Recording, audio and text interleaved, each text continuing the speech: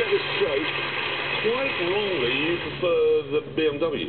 No, I think they're both completely pointless. Couldn't agree with you more. They are absolutely pointless. And now, I'm afraid, we must dive even more deeply into the murky waters of their irrelevance by handing them over to our tame racing driver. Some say that in the autumn, all his arms go brown and fall off. And that if he wrote you a letter of condolence, he would at least get your name right. All we know is, he's called the Stog. You mean the Stig? That's what I said. I said it. And they're off. It is very wet out there. Tiny wiggle of the hips from the BMW as the turbos spool up. And here's something not very interesting. That 760 has BMW's first petrol V12 with two turbos. Oh, look, that is much more interesting now. He's getting very sideways. Yeah, now I should say the Stig is deeply saddened. Chas and Dave are split up. This is his way of getting through the pain.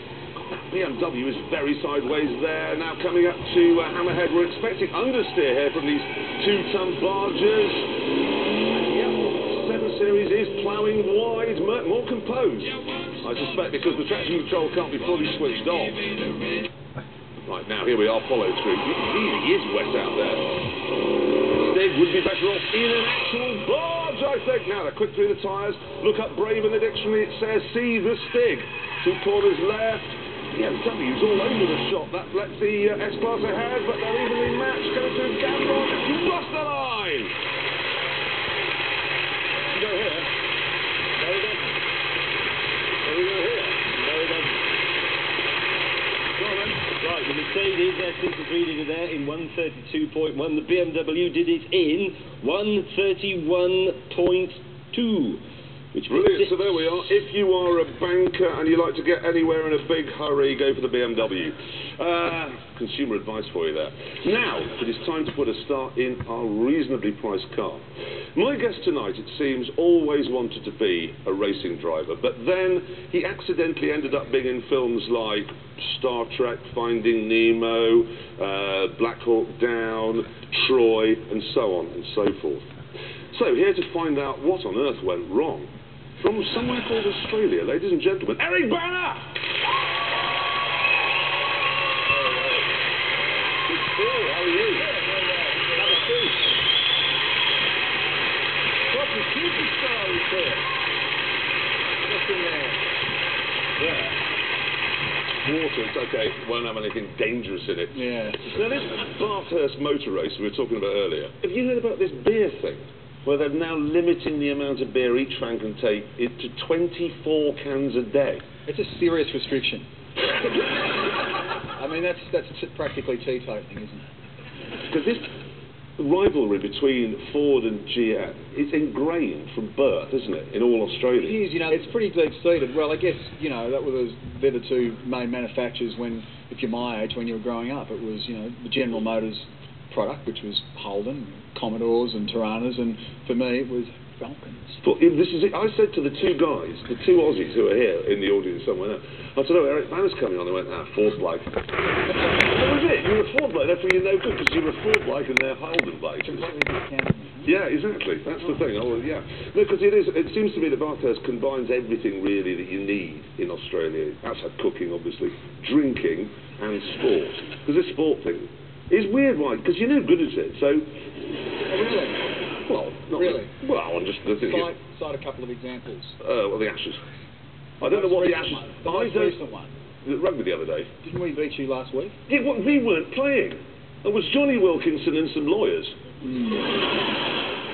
you know the best thing, honestly, about having an Aussie here, really is, and I don't know whether it's the same with Australia, because there are very few countrymen or countrywomen that we can tease and you can get joshled. Australia and England, it seems to me, are the last two countries on earth where you can go there and go, Hardy wallowed under the sofa, you won't find it there. But I mean, it's many Americans say, you lost in Vietnam. I mean, they really...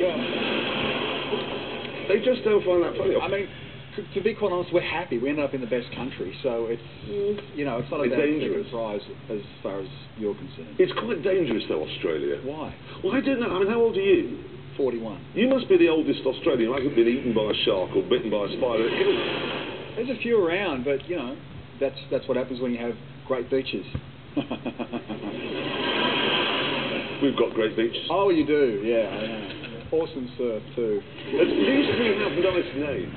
Give me an example. Well, no, because the thing I love about Australia, I really genuinely love, is the literal name. I've got this big sandy desert in the middle. What should we call it? The Great Sandy Desert. Mm-hmm. We've got this reef off the coast. It's like a barrier, the Great Barrier Reef.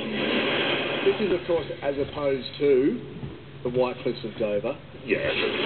Green Park. Yeah, that's true. Green Park isn't very good yet. 4 weddings and a funeral. That wasn't a very good. What about Mad Max? It's about a bloke who's mad, and he's called Max. Perfect title.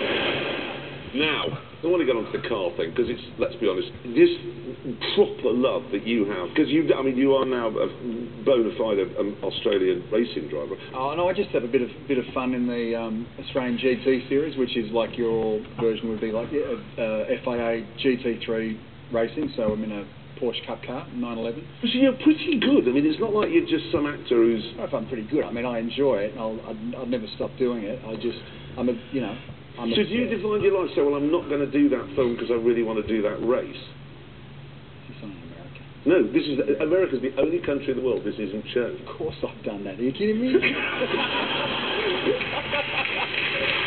man. Everywhere else in the world I hear that, but not America. They'll never find out. Now, if I could just say, you've been in some massive films, but the one that seems to me to be closest to your heart is the one that you've just brought out now, which is Love the Beast. Love the Beast. So tell me about that, because it's a very small film compared to, let's say, Troy. Well, it is. It's a documentary that I directed, and I one day was looking at my Beast, which is my Ford Falcon Coupe. I'd had this car since I was 15, and I thought, this actually isn't a car. This is like some kind of a personal possession that gets carted around through all kinds of different circumstances. And I started thinking more and more about that, and how, cars, objects, in particular cars, I feel, can transcend themselves to become something else. I feel very deeply about it, so... I couldn't agree more. Right.